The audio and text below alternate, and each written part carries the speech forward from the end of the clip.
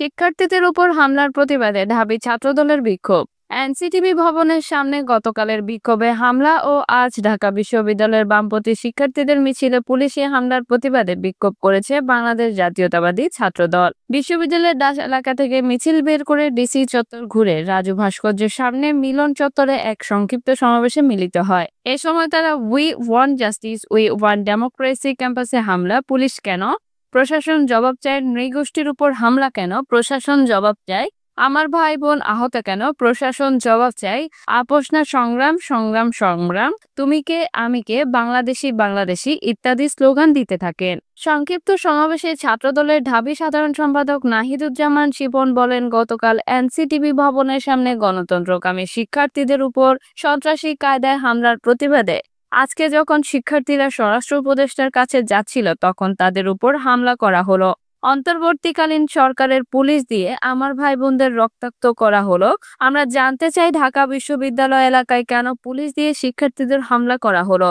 আমরা প্রশাসনের কাছে জবাব চাই এবং ঘটনার তীব্র নিন্দা ও প্রতিবাদ জানাই। ঢাবি ছাত্রদলের সভাপতি গণেশ চন্দ্র রায় সাহস বলেন, 5 অগস্ট পূর্ববর্তী সময়ে সারা দেশের ছাত্রদলের নেতাকর্মীরা খুন, গুম, নির্যাতনের শিকার হয়েছে, কিন্তু 5 অগস্টের পরবর্তীতে জাতীয়তাবাদী ছাত্রদল এসব ভুলে গিয়ে কোনো ক্রেডিট না নিয়ে একটি সুন্দর সাবলীল বাংলাদেশ গড়তে চেয়েছিল। কিন্তু গতকাল একদল গণতন্ত্রকামী শিক্ষার্থীদের উপর আরেক দল যখন সন্ত্রাসী কায়দায় হামলা করলো তখন পুলিশ দাঁড়িয়ে দাঁড়িয়ে দেখছিল। অন্যদিকে আজকে যখন ঢাকা বিশ্ববিদ্যালয়ের শিক্ষার্থীরা গতকালের হামলার প্রতিবাদে মিছিল বের করলো, ঠিক তখনই পুলিশ তাদের লাঠিচার্জ করলো, সাউন্ড গ্রেনেড, টিয়ার শেল, জল কামান নিক্ষেপ করলো। তিনি বলেন, এই পুলিশ প্রশাসন কি সেই ফ্যাসিবাদের দোসর যারা শেখ হাসিনার এজেন্ডা বাস্তবায়নের মাধ্যমে দেশকে অস্থিতিশীল করতে চায়? সেটা অবশ্যই আমাদের খতিয়ে দেখতে হবে। বাংলাদেশ জাতীয়তাবাদী ছাত্রদল অনতিবিলম্বে ঢাবিসহ এনসিটিবি